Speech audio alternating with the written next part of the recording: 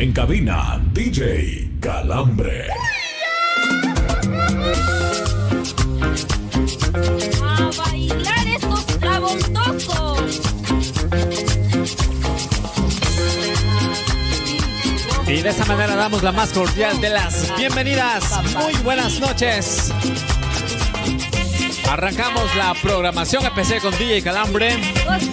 Bienvenidos, bienvenidas.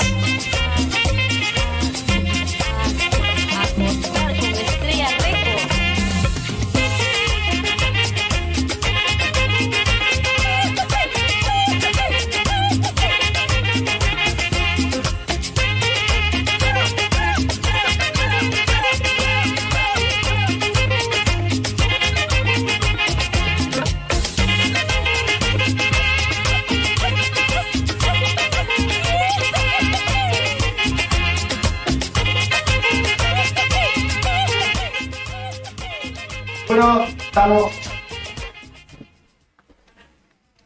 Hola, hola, hola, buenas noches. Hola, ¿qué tal? Ahora sí. Qué difícil todo. Buenas noches. Al fin pudimos prender. A ver los Prendimos. Hoy decidimos empezar con un baile porque la verdad es que nos ha pegado un baile este sábado, este Twitch, esta transmisión. Pero bueno, acá estamos, hemos decidido aprender a pesar de todas las circunstancias que nos atravesaron en estas últimas 2 horas, diría, pero bueno, también podríamos hablar de más atrás. Como ven, hoy no está presente nuestra gran compañera Pili Jiménez, que siempre descontractura estos espacios y nos trae sus análisis a la Neurona Rebelde. Pero bueno, hoy no está nuestra querida Pili, así que vamos a intentar acompañarlos y reemplazarla, cosa muy difícil. No me atrevo a tanto, más que Irreemplazable, diríamos. Pero bueno, le mandamos un beso enorme desde acá, esta gran compañera que fue abriendo camino para que hoy podamos estar sentados en este lugar, la Pili, que está en Mendoza. Y bueno, nosotros somos las que vamos a estar en esta primera parte de este streaming, acompañándolas. Así que le damos la bienvenida a todos los que se han estado conectando, los que se están prendiendo. Estoy como un poco... Estamos con la Sol, la compañera de... mira, señalo y se ve para el otro lado. Bueno, la Sol, compañera de CLAE, que también viene a aportar su parte en este análisis, y la Jime Montoya. El saludo de la vendimia. Las reinonas estas. te sale igual.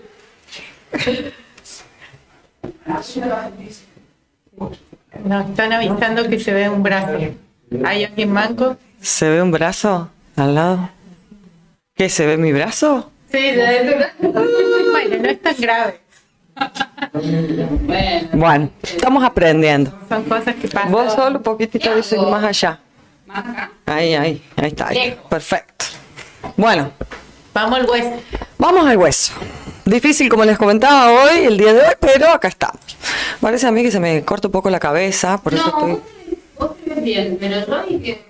Ahí está. Bueno, rápido. Sí. ¿Qué pensás, Elisa? Bueno. Digo Ecuador. Vamos rápido. Uy, Ecuador. Esperen, paren. Primero que todo, vamos a eso. Vamos a charlar hoy sobre Ecuador y vamos a charlar también sobre Argentina. ¿Por qué? Porque, bueno, pasan cosas, arde Ecuador y arde recontra remil Argentina. Habló Cristina y se han dado, bueno, ciertos desenlaces donde, bueno, por supuesto tenemos muchísimo para aportar. Nosotras vamos a estar trabajando y aportando y analizando lo que ha pasado en Ecuador, y para el análisis de Argentina vamos a invitar a la compañera Emi Trabuco, que nos viene acompañando desde hace tiempo en el análisis de la coyuntura nacional, y además vamos a tener a nuestro gran compañero Lucas Aguilera, que también va a estar aportando en ese análisis. Vamos a ir primero por la escala latinoamericana. Guarda que se cruza la cerveza por la cámara, parece Bueno, como para medio que una paguen. publicidad, pero bueno, estamos ambientándonos al espacio. O le tapamos la marca o Claro. recibimos muchas latas gratis. Salud, había que hacerlo, había que aprender, así que bueno, acá estamos. Bueno, Ecuador, que me decía la Jime, ¿qué pensamos cuando decimos Ecuador? Ecuador se viene muerte cruzada. Yo iba a decir bananas. Ah, mira vos, qué bueno, sí, también, qué rico. De hecho, al grano, Valerita. Qué rico. Es lo poco que conocemos de Ecuador acá, nos llegan las bananas. Sí. Bueno, no, Y y la lo muerte del- cruzada, ¿no? Qué rica la banana de una. Y lo que cruza el mundo. La Es línea del Ecuador. La mitad del mundo. La Claro. mitad del mundo pasa por Ecuador.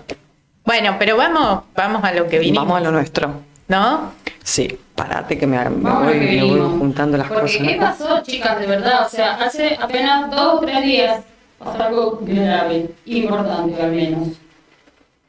Durísimo lo que está pasando en Ecuador. Bueno, desde hace varias semanas venimos escuchando, viendo a lo largo de los diferentes medios que hay algún problema. Porque veo Sí, todos así varios, como... pero en Ecuador, Pueden pasar y hacer como si quieren algunas historias, videitos y esas cosas. Yo, disculpe que estoy como haciendo Está un dirigiendo paréntesis. la tropa, Sí. Elisa, también. También conectarse, como habíamos dicho. Ya estamos en YouTube seguramente. Bueno, volviendo, porque estamos como medias ahí nos está costando arrancar. Desde hace varias semanas venimos escuchando que el presidente Guillermo Lasso de Ecuador se enfrentó, digamos, casi que enfrentó un proceso de juicio político por parte del Congreso de la Asamblea Nacional de Ecuador. Un datito, en Ecuador no hay 2 cámaras, hay una sola cámara, el Poder Legislativo tiene esa Asamblea Nacional que legisla, como si fueran senadores y diputados todos juntos. Digo, son datos que hablan de las realidades políticas y de sus instituciones en los distintos países de Latinoamérica. Buenísimo. Está bueno ese dato, Sol. Y a raíz de ese proceso de juicio político, el presidente Guillermo Lasso decreta, antes de que pueda la Asamblea votar y destituirlo de alguna manera, o bueno, a ver si en realidad sí, era un intento de destitución. No sabemos si le iban a dar o no los datos, porque los votos, porque antes el presidente decretó la muerte cruzada. ¿Qué es la muerte cruzada? ¿Qué es la muerte cruzada de Elisa? ¿Qué es la muerte cruzada? Sí, sí. ¿Alguien sabrá en el las chat trizas de qué oro. es la muerte cruzada? A ver, a ver. Arranca con esto. A ver. ¿Lo vamos a contar nosotros o lo va a Sí, contar alguien más? la idea era que comenten y nos cuenten si alguien sabe, no qué es específicamente, porque ahora vamos a entrar al análisis, sino por qué habrán decidido los ecuatorianos llamarle a esta circunstancia muerte cruzada.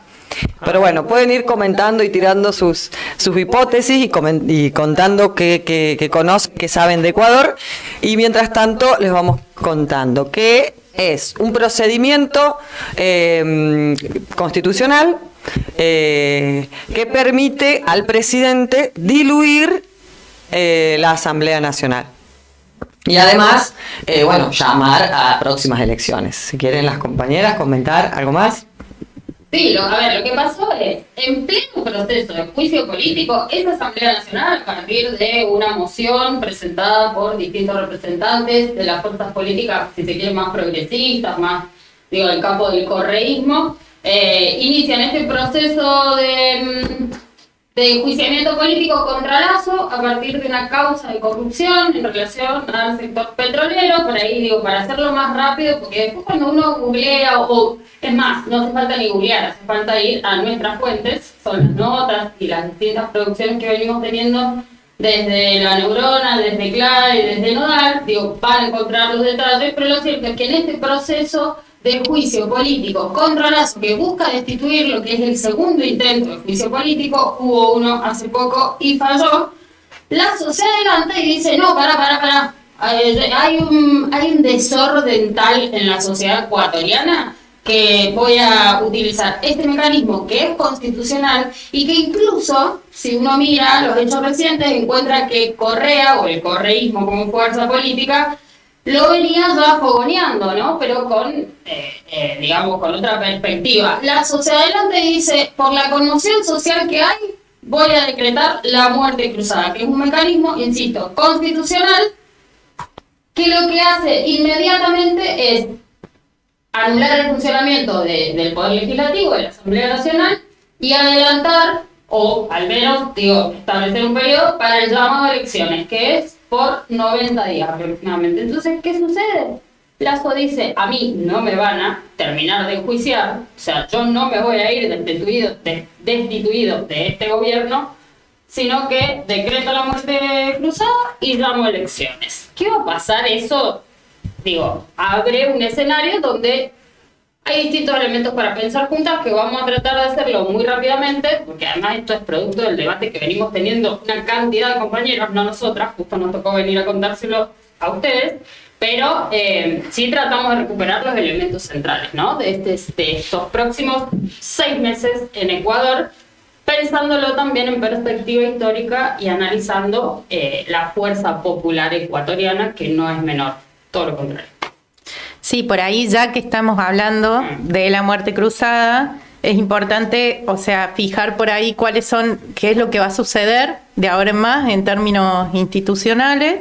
Y bueno, lo que va a pasar por ahora es que hay muy poquito tiempo para hacer una convocatoria a elecciones. Sí. El Consejo Nacional Electoral Ecuatoriano está en proceso de convocar a las elecciones. Desde el 25 al 30 de mayo, las organizaciones políticas tienen que realizar sus procesos de democracia interna para definir sus candidatos.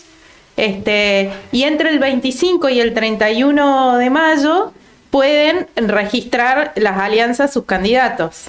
O sea, entonces, hasta el 8 de agosto va a haber tiempo para definir las candidaturas y registrarlas, y van a tener solo 7 días para hacer la campaña política. Es todo como express, ¿no?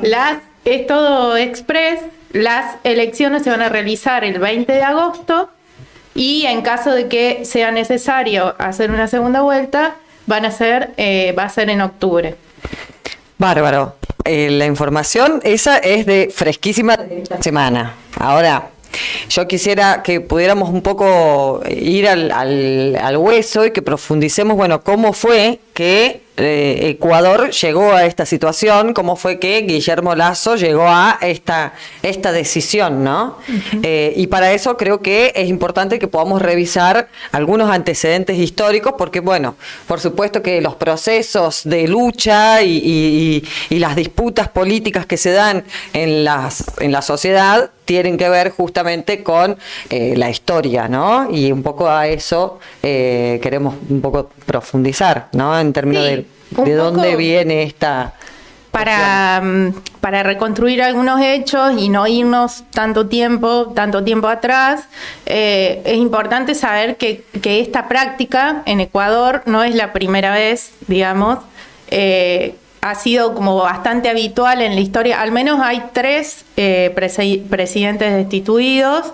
Entonces, bueno, es importante que tengamos en cuenta que hay como una historia institucional que está bastante marcada por estos procesos destituyentes. Y por otro lado, una fuerza de calle muy importante en Ecuador, que ahora la vamos a ver. No podemos dejar de mencionar en la historia ecuatoriana el paso de la Revolución Ciudadana, que fue la que llevó adelante Rafael Correa, que gobernó entre 2007 y 2017.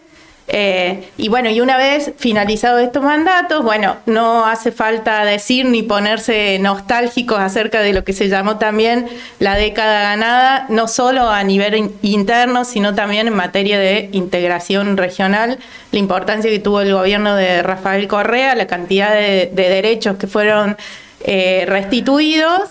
Y además, bueno, tuvieron la posibilidad de sancionar una constitución que fue un poco refundante a nivel interno en Ecuador, una constitución que tiene un contenido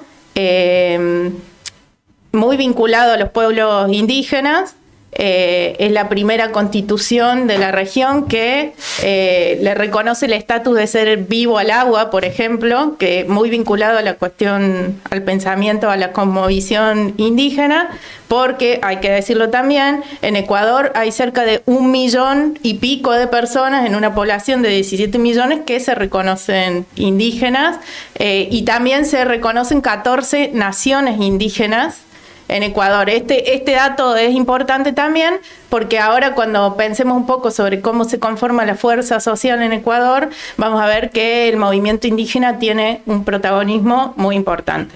Entonces, bueno, una vez que el gobierno de Rafael Correa terminó su mandato, vino Lenín Moreno, que fue electo presidente junto con el ex vicepresidente de Correa, que fue Jorge Glass. Pero bueno, rápidamente sucedió ahí una traición y eso es importante también retomarlo porque es algo que nos ha pasado mucho a los procesos o a los proyectos políticos populares en la región, una vez como agotado ese ciclo donde pudieron avanzarse un montón de reivindicaciones sociales, después tener que hacer alianzas que, bueno, por ahí no han resultado tan bien. Igual, perdón, ¿no? Pero es medio como el Cleto Cobos de Cristina, Lenín Moreno porque fue también el vicepresidente de Correa, o sea, fue su primer vicepresidente y luego Jorge Glass fue el segundo. Traiciona a Lenin, arman esa fórmula y entonces sus 2 vicepresidentes van a elecciones. Gana la Revolución Ciudadana con Lenín Moreno a la cabeza, se revuelca Lenin, el copado de Lenin, digamos. Es Lenin.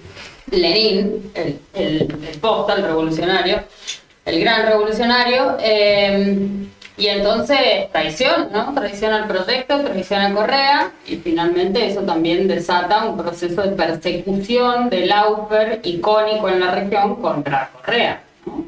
No lo olvidé. Bien.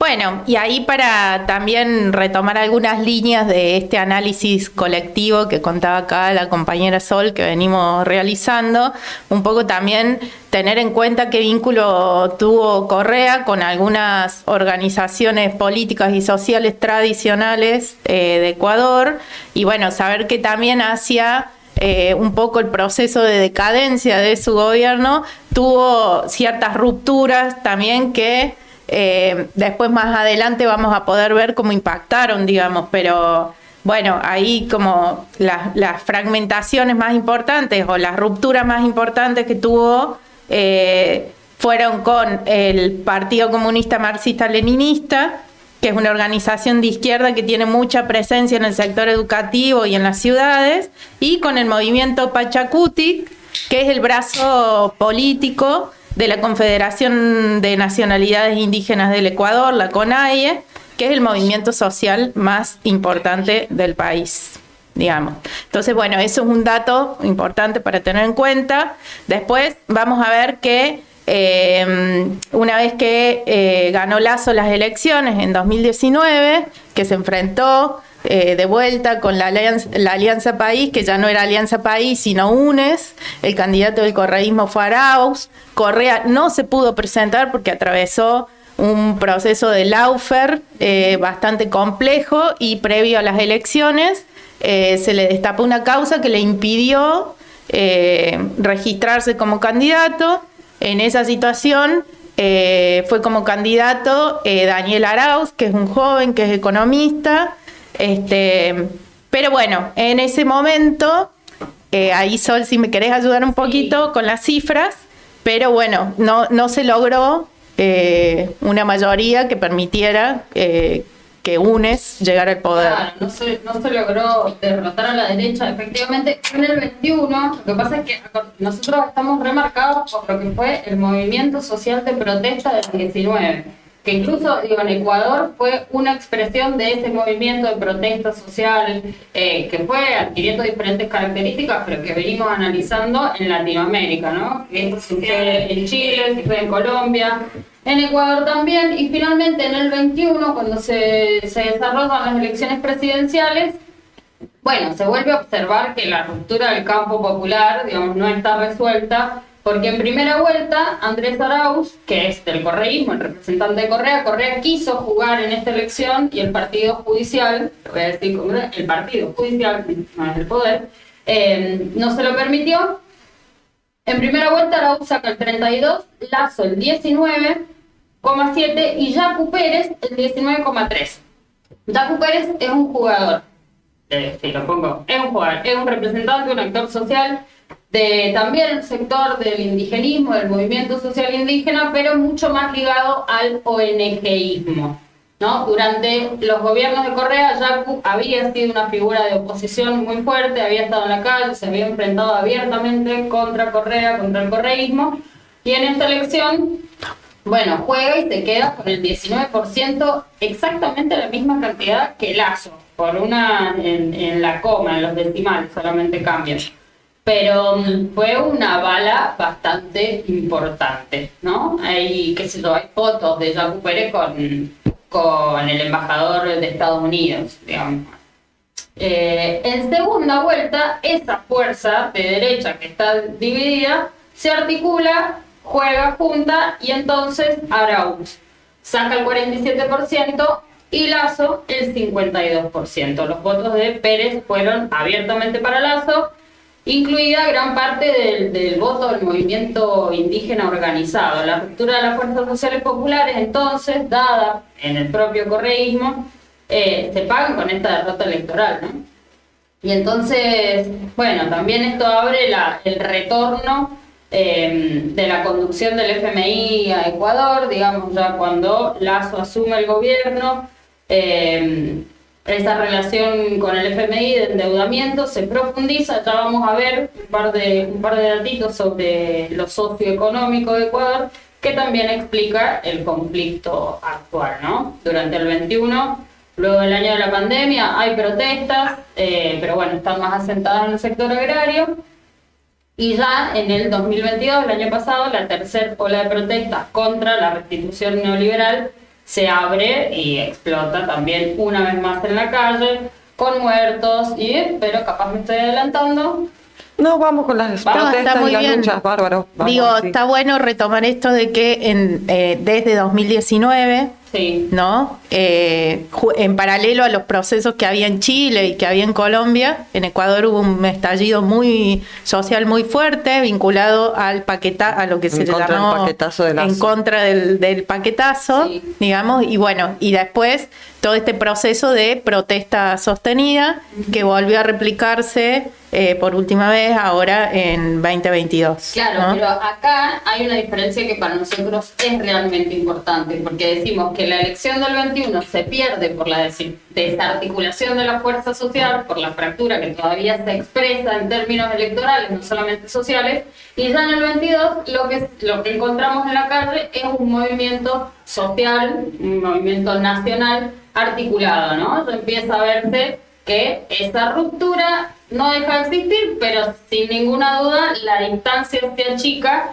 y entonces la alianza política, bueno, abre un proceso que es esperanzador para el correísmo y para la fuerza popular ecuatoriana y que incomoda y que pone en aprietos a Lasso. Y eso finalmente después también se expresa en la elección de medio término, pero entonces ahora sí no me quiero seguir adelantando. El dato es: marcharon juntos en la calle. Ajá. La fuerza social ecuatoriana marchó junto a la calle, protestó. Y ahí digamos, en ese ciclo de protestas se profundiza la represión, ¿no? Porque fueron muy duras las protestas y hubo una fuerte represión por parte, obviamente, habilitada por el gobierno de Guillermo Lasso.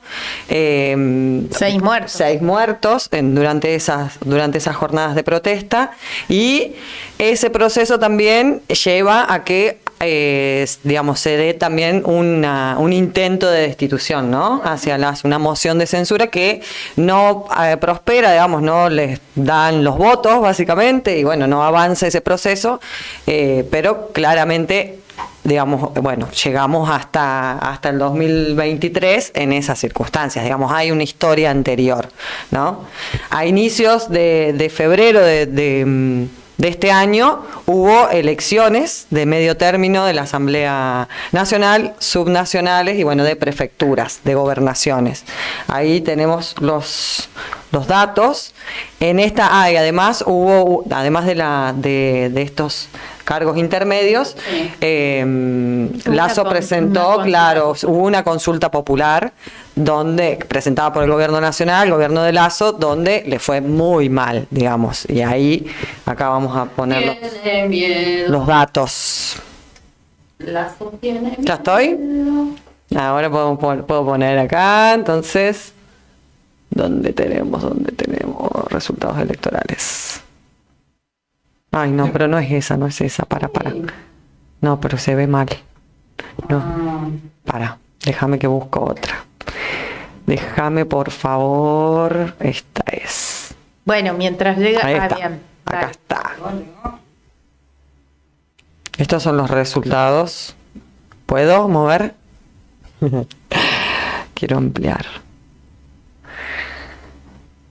Los resultados electorales, quedando en primer lugar Revolución Ciudadana, en segundo lugar Pachacutic, que es este brazo político del movimiento indígena que comentaban las compañeras, y bueno, después el resto de los partidos, ¿no? La Izquierda Democrática, Suma, Movimientos Locales, Unidad Popular.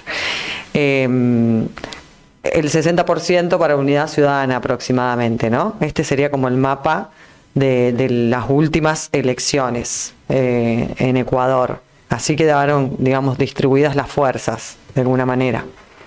Muy positivo para el correísmo, muy positivo para el movimiento indígena en su brazo político. Me parece que un poco también lo que nosotras decíamos recién, que tiene que ver con cómo se llega a esta elección y cómo se articula la fuerza social, pero también en términos objetivos, qué es lo que está pasando en Ecuador, digamos. La pandemia profundizó la desigualdad en toda nuestra región y particularmente golpeó a determinados países. Si pensamos que Ecuador viene acarreando un modelo neoliberal tan fuerte, una economía dolarizada, una dependencia tan grande, un modelo extractivista, con poca industrialización, digamos, las condiciones de base han sido muy negativas para este pueblo, y hoy se encuentran, no sé si quieren que los traiga yo o los vamos diciendo uno cada una, pero por ejemplo, la deuda con el FMI. Está bien que en esa no nos gana nadie, o sea, Argentina es el país más endeudado del mundo con el FMI, pero Ecuador, nosotros somos campeones, en el ranking vamos ganando. Somos campeones de deuda, gracias Macri. La cuestión es que dentro del ranking de los 5 países más endeudados con el FMI, uno es Ecuador. Su nivel de endeudamiento asciende a los 8.200 millones de dólares, igual yo lo leo y me da vergüenza. Tengo endeudado por 45 millones de dólares, pero 8.200 da es un montón, imagínense, a diciembre del 2022. Y esto representa algo así como 7 veces la cuota de participación de Ecuador en el fondo. Nosotros andamos en 10, digamos. Ese acuerdo con el fondo, que habilite, que profundiza Lasso, también tiene revisiones periódicas como las nuestras, pero bueno, lo que decíamos mientras charlábamos es, gobierne quien gobierne, el FMI tiene un nivel de incidencia enorme en la política ecuatoriana, en las decisiones que pueda llegar a tomar el gobierno del Estado. Entonces este no es un dato menor, digo, esa deuda se sostiene y la paga el pueblo. ¿El otro dato cuál es? ¿Querés decirlo? El otro dato socioeconómico, espérate que me he perdido. De la pobreza, indigencia, política social, ¿no? Casi 1,5 millones de ecuatorianos reciben algún tipo de ayuda estatal a través de bonos. Esta cifra está lejos de cubrir a los 5,9 millones de personas que viven en condición de pobreza o pobreza extrema en el país. Y según los últimos datos del Instituto de Estadísticas y Censos, el INEC, que reportó que el 25,2% de la población urbana es pobre y el 8,2% vive en extrema pobreza. El índice de desnutrición es un termómetro que mide el impacto de la pobreza en Ecuador, que es el segundo más alto de la región, solo por detrás de Guatemala. O sea, pobre. Bueno, Pobre Ecuador. buenísimo En el desempleo, mira, El 3,8% marca el desempleo. Pero escuchen esto, la tasa de informalidad laboral, o sea, imagínense lo que es la informalidad laboral en Ecuador, llega al 54,3%. El subempleo es del 21,7%.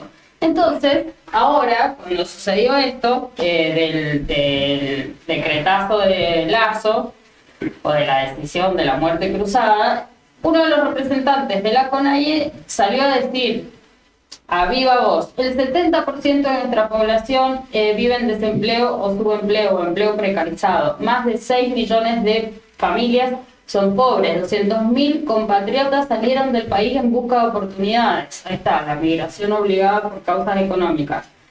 Más de 130.000 jóvenes no pudieron ingresar a las universidades. Más de 4.000 muertes violentas en los últimos 2 años del gobierno de Lasso, que significan 25 muertes por día, por ausencia de políticas públicas para combatir la inseguridad, decía el representante de la CONAIE, Leonidas Pisa. Durísimo.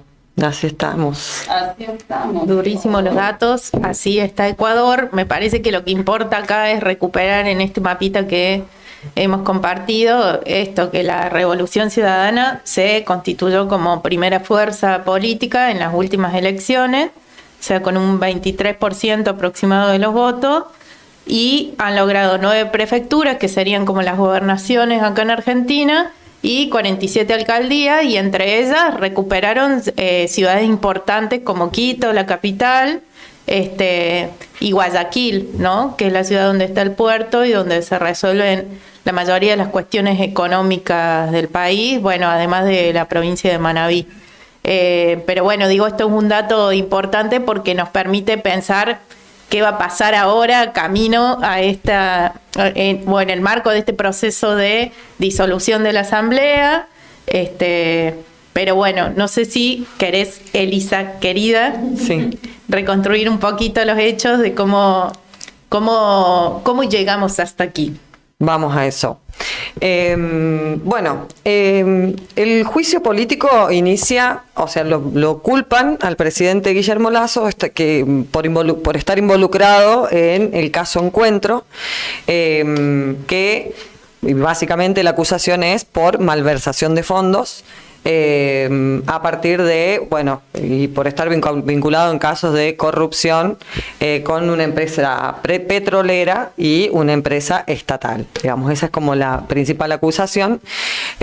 Ahora, bien, ¿qué es el caso del Encuentro? Bueno, este caso estalla, digamos, en enero, a principios de enero del 2023, cuando ocurren ciertas filtraciones de audios. Un medio de comunicación llamado La Posta de Ecuador difunde audios en diferentes semanas de enero, donde quedan involucrados funcionarios y exfuncionarios y familiares de Guillermo Lasso. A raíz de eso se hacen diferentes allanamientos, entre ellos está involucrado el cuñado de Lasso, Danilo Carrera, y Rubén Cherres, que es también un hombre muy cercano, que casualmente este último aparece asesinado, digamos, en marzo. Sí, porque el crimen organizado de alguna manera también ha escalado, digamos, en los últimos años en Ecuador, ¿no? Claro. A raíz de eso surge el caso Encuentro y la Asamblea Nacional decide armar una comisión multipartidista para investigar este caso. Esta comisión avanza, elabora un informe y recomienda a la Asamblea Nacional realizarle un juicio político al presidente Guillermo Lasso. Ese proceso avanza de acuerdo a el procedimiento administrativo, si se quiere, de la Constitución del Ecuador. Pasa a la Asamblea Nacional lo aprueba, lo envían a la Corte Constitucional, la Corte Constitucional lo admite y llega, estoy resumiéndolo muy rápidamente, ¿no? Pero bueno, para no entrar en todo eso, pero bueno, se aprueba este informe. Por supuesto que el gobierno de Guillermo Lasso en el medio avanza, digamos, emite comunicados diciendo que el juicio político no tiene solidez, que no hay pruebas, que está dispuesto a abrir todas las investigaciones que sean necesarias. Se hace la víctima. Se hace la víctima, claramente. No, yo los acuso a ustedes, decía, o sea, señor. Claramente que se hace la víctima.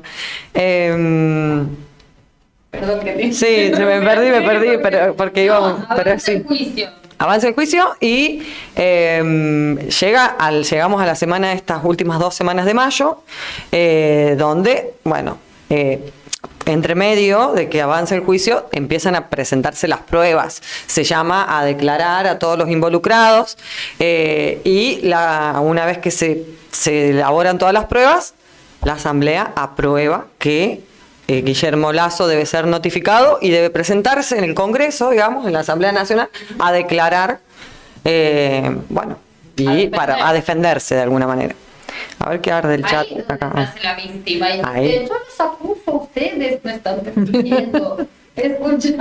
Exactamente. Ay, pero es que son re buenos actores, ¿entendés? Porque, digámoslo todo, hay causas y causas. O sea, evidentemente, algunos líderes y representantes populares se los persigue con el partido judicial y a otros se los intenta enjuiciar para de verdad denunciar los niveles de corrupción. Y por supuesto que de una sol y además en este proceso donde la Asamblea va avanzando en enjuiciar al presidente, los diferentes partidos políticos van también tejiendo, digamos, alianzas, porque la comisión, no olvidemos que era multipartidaria, digamos, estaba conformada por diferentes partidos políticos.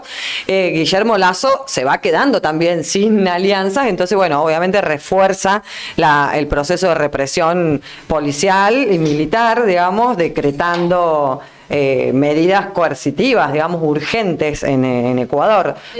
Eso no lo dijimos y es importante, ¿no? Porque cuando Lasso dice muerte cruzada, llamado a elecciones, se disuelve la Asamblea Nacional, uno de los principales actores que sale a posicionarse a favor y a sostener que eso es una medida constitucional, que está bien y que va a haber orden en los próximos meses, son las Fuerzas Armadas y la Policía Nacional. Claro. Salen con un videíto, ¿no? Como, bueno, tranquilo, nosotros somos tu espalda. Eso lo tenemos acá en alguna parte para... Ahí aparece alguna pregunta, digamos, sobre qué estará pasando también con un presidente que viene haciendo los deberes para el FMI. O sea, recordemos que el último proceso de protesta de calle tuvo que ver con la suba del precio de los combustibles, que obviamente impacta en el costo de vida de la población. Y bueno, eso es algo que es característico de las recetas del Fondo Monetario Internacional. Bueno, ¿qué está pasando? Que de golpe aparece, es como que le hubieran tirado un pequeño carpetazo a Lasso. Ahí cuando pensábamos lo relacionamos un poco con lo que pasó en Paraguay, ¿no? Con el presidente Cartés, que en algún momento fue muy funcional a los intereses foráneos y luego dejó de serlo y un poco le han soltado la mano, y la manera de hacerlo es a través de una causa judicial, ¿no? Entonces, bueno, ahí aparece una preguntita que vamos a dejar en el éter. Sí, nos preguntamos también cómo, porque cuando nosotros, y bueno, la Pili lo dice con muchísima claridad, yo no voy a poder, pero cuando nosotros también leemos las coyunturas nacionales, intentamos hacerlo en el orden de la lectura de las correlaciones de fuerzas, que arrancan por lo internacional, ¿no? Y cómo también las situaciones particulares de los países expresan las disputas de intereses que ordenan el mundo, lo global, esas internas globales que finalmente se terminan incidiendo o empiezan incidiendo en las disputas políticas de cada uno de los territorios nacionales. Entonces, porque si no, vos cómo te explicás que Estados Unidos en un momento te banque y en otro te suelte la mano. Es que hay internas también en ese poder, ¿no? En ese poder que es extranjero, pero que incide y que a lo largo de la historia también ha determinado las formaciones sociales en cada uno de los pequeños paisitos. Sí. Hay alguien que nos quiera Así contar. es. Sí, acá estoy tratando de encontrar todos los archivos porque está muy difícil esto. Pero bueno, en fin, me parece que está bueno esto que fueron planteando porque obviamente que a raíz de todas estas, de que cuando Lasso decreta la muerte cruzada, aparecen posicionamientos de diferentes actores, entre ellos, esto quería comentar, Rafael Correa, que bueno, que plantea que es ilegal la muerte cruzada, pero que es una forma de poder correr a Lasso, ¿no? Eso es lo que entonces es la gran oportunidad para mandar a Lasso a su casa, para mandar a Lasso a su gobierno a su casa, ¿no? Hay algo que Y tenemos lo que analizar. plantea Gabriela Rivadeneira, que si podemos Bueno, lo podemos pero mientras compartir. tú le das- Estaríamos, si me Porque habilita otra el... cosa que dice Correa es que, ojo, porque si gana el correísmo en las elecciones del 20 de agosto, puede que el partido judicial no los deje asumir, por ejemplo. Digo, no sirve, Ojo. pero ojo. A ver. Bueno, podemos repasar qué otros Sí, actores lo se tengo acá, fueron pero no sé si- pronunciando. Ya puedo... Sí, Lo pone. Acá tengo un tuit de Gabriela Rivadeneira que hace una explicación de lo que es la muerte cruzada. ¿Lo vemos? Veámoslo. Y después seguimos con los posicionamientos. Play.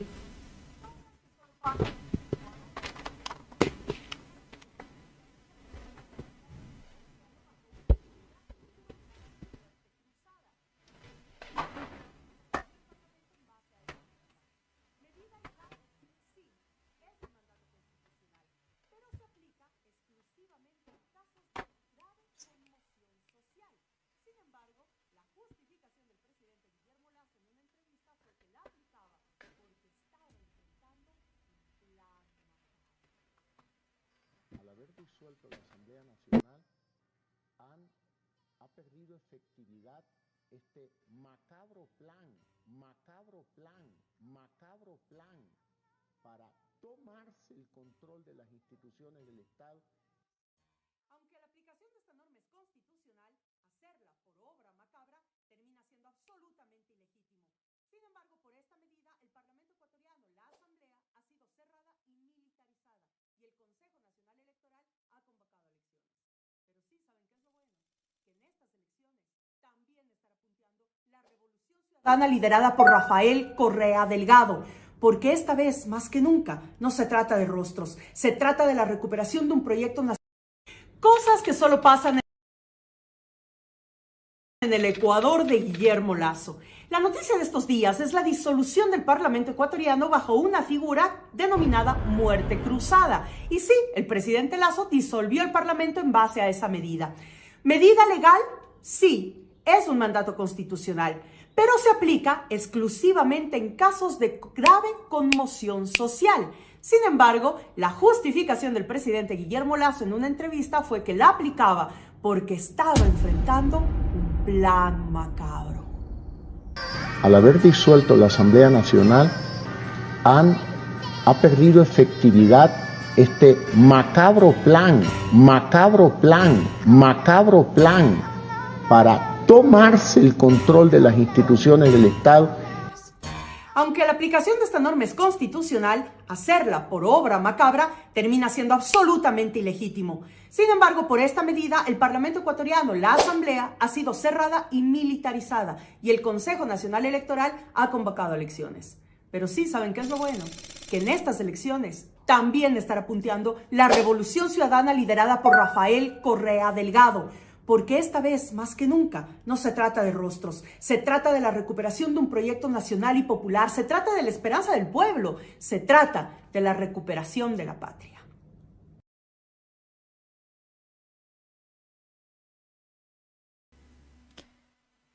Bueno, ahí la veíamos a Gabriela Rivadeneira explicando qué significó esto de la muerte cruzada. Y otra cuestión que nos preguntamos es qué dijo la Embajada de Estados Unidos ante todo esto, ¿no? Ellos publicaron un tuit, el embajador de Estados Unidos en Ecuador, que tiene un apellido muy raro y difícil, se llama Michael Fitzpatrick, y publicó un comunicado que dice que el gobierno de los Estados Unidos respeta los procesos internos y constitucionales del Ecuador. Dice, seguiremos trabajando con el gobierno constitucional, la sociedad civil, el sector privado y el pueblo ecuatoriano para hacer frente a nuestros desafíos y objetivos compartidos como la democracia, la seguridad, el desarrollo económico inclusivo y la protección del medio ambiente, y aseguraron que la relación bilateral entre los Estados Unidos y el Ecuador se mantiene fuerte. Raro, porque en el medio de un proceso donde además hubieron muchas fuerzas sociales que lo impugnaron, que intentaron presentar ante el Tribunal Supremo una declaración de inconstitucionalidad de esta medida que fue desestimada, ¿no? Y la Embajada de Estados Unidos, podemos decir que se ha lavado las manitos y ha dicho, bueno, arréglense. Arreglate Lazo. Arreglate vos. Bueno, la pregunta es qué va a pasar de ahora en más. Ya vamos cerrando porque tweet sigue y sigue. Queremos hablar de Argentina también, que es algo que nos importa demasiado. Entonces, bueno. ¿Qué va a pasar? ¿Qué va a pasar, chicas? ¿Qué va a pasar con un presidente que durante 6 meses tiene la posibilidad de gobernar por decreto en materia económica? De hecho, ya decretó la reforma tributaria. Ya decretó la reforma tributaria, otra recetita del FMI, y quedó en suspenso también, y por ratificar por esta asamblea que ha sido disuelta, un acuerdo comercial, un acuerdo de comercio, de libre comercio con China, ¿no? Eso es un datito que nos olvidamos de decir al principio. Es importante, pero que venían tratando de cerrar este acuerdo, y Lazo, ¿qué hace? El acuerdo fue firmado el 11 de mayo, pero todavía faltaba que fuera rectificado en la Asamblea Nacional. Y ahora quedó suspendido por este proceso de... ¡Qué casualidad! ¡Qué casualidad! Sí. La embajada diciendo con vos no queremos más nada, Lazo, y Lazo firmando un acuerdo con China en un mundo donde sabemos que China y Estados Unidos están ahí disputándose las relaciones comerciales y particularmente nuestra región y sus recursos naturales. Además, recordar que, bueno, económicamente recién estaban ustedes compartiendo algunos datos, y que Ecuador tiene una economía dolarizada, ¿no? Con, bueno, el FMI fuerte en ese sentido. Yo creo que... Con la dependencia. Sí, la principal actividad económica que representa entre 20 y 30% del Producto Bruto Interno ecuatoriano es la venta de petróleo, ¿no? Entonces, un poco ahí tenemos un temita. A Lazo se le abre un escenario de los próximos 6 meses donde él puede gobernar por decreto y tiene la venia del partido judicial y del partido militar o de las fuerzas militares. O sea, ese es el escenario. Gobernando por decreto y con estos dos grandes jugadores sosteniendo esa posición. Así es. Yo pienso que un poco como para ya ir arribando a algunas conclusiones o pensar, bueno, en qué pensar o qué mirar, ¿no? Cuando escuchamos algo sobre Ecuador, creo que, bueno, lo conversábamos y lo discutíamos con varios compañeros, que es importante un poco ver qué pasa con los escenarios de calle, ¿no? Con la protesta social, teniendo en cuenta esta historia de protestas y de movilizaciones y de lucha de calle que tiene el pueblo ecuatoriano con este gran componente indígena que, digamos, son aguerridos en la lucha, sí. Entonces creo que es importante poder mirar, bueno, qué pasa, cuál es la agenda de lucha en las calles en las próximas semanas, ¿no? En Ecuador. Sí, me parece, ¿no? O nos parece en realidad, con una fuerza social que se viene rearticulando y que por eso también dio el golpe que dio positivamente en estas elecciones, demostró su voluntad de recuperar posición de gobierno, de recuperar el gobierno para volver a transformar la realidad de los ecuatorianos en el mejor de los sentidos. Y entonces, bueno, este tufillo de Victoria Popular a Lazo y a su alianza lo ha puesto muy nervioso y parecería casi un manotazo de ahogado, pero sin embargo la fuerza popular se está rearticulando, digo, está como tal vez dispuesta a luchar fuertemente, entonces es un poco lo que hay que ver, pero sin desconocer que la crisis global está impactando en toda nuestra región, que la disputa tan entreverada por conducir el siglo XXI entre lo que nosotros venimos caracterizando como esas dos, la personificación de la nueva aristocracia financiera y tecnológica, esos dos grandes polos de poder financiero y tecnológico que coinciden en nuestra región. Entonces, bueno, todo se combina, es complejo y hay que poder mirar con atención y con cabeza y con rigurosidad, pero bueno, ahí está, un Ecuador en llamas. Así Un es. Ecuador en llamas, pero un pueblo que lucha también. Entonces, bueno, ahí la pregunta es eso, digamos, ¿cómo va a ser el proceso político institucional para volver a capturar, digamos, las esperanzas de ese pueblo que parece que desde 2019, pero también históricamente, está en la calle, está reclamando por sus derechos y por lo que le corresponde? Así que bueno, el dato quizás es ese que por ahí nos decía García Linera hace un tiempo, ¿no? El fragor de la ducha, iba a decir. Bueno. También es necesaria. ¿Cómo terminar indignamente? Bueno, chicas. Bueno, me parece que está todo por verse, todo por resolverse. Yo creo que resaltar esto, la importancia de la lucha de calles y bueno, también poder ver cómo los dirigentes y los partidos, los referentes políticos en Ecuador interpretan, ¿no?, lo que está sucediendo en la calle, lo que está necesitando el pueblo y bueno, ahí entramos en esta gran encrucijada, ¿no?, en relación a la democracia, en relación a cómo los procesos populares pueden llevar adelante lo que necesitan realmente, ¿no? Y cómo los partidos lo interpretan y en eso, bueno, si habrá alianzas, si no habrá alianzas, de qué manera se va a encauzar este proceso. Sí, y que excede la cuestión electoral, que excede la cuestión político-electoral, institucional y que se sigue tejiendo desde el pueblo y para el pueblo y bueno, no se está diciendo. Ya estamos, chiques. Pero lo hicimos. Excelente análisis de lo que está pasando en Ecuador. ¿Cómo nos vamos? Nos vamos con una musiquita. Nos vamos a ir con una musiquita. No, bailando como llegamos a... ¿Llegamos de nuevo? No es tanto para bailar porque es para poguear, para prepararnos para la coyuntura nacional. Lo tengo acá ya listo, pero antes que nada, felicitaciones Jimena, felicitaciones Elisol, felicitaciones Elisa. Obvio, acá se puede decir lo que uno quiere, así que no felicitar, escúchame, acá estamos. 45 minutos, un análisis de lo que está pasando en Ecuador en La Neurona Rebelde para todos ustedes. Vamos, es sábado y estamos acá hablando de política, así que felicitaciones a todos. Vamos, no se vayan, hacemos un recreo cortito y seguimos con Argentina.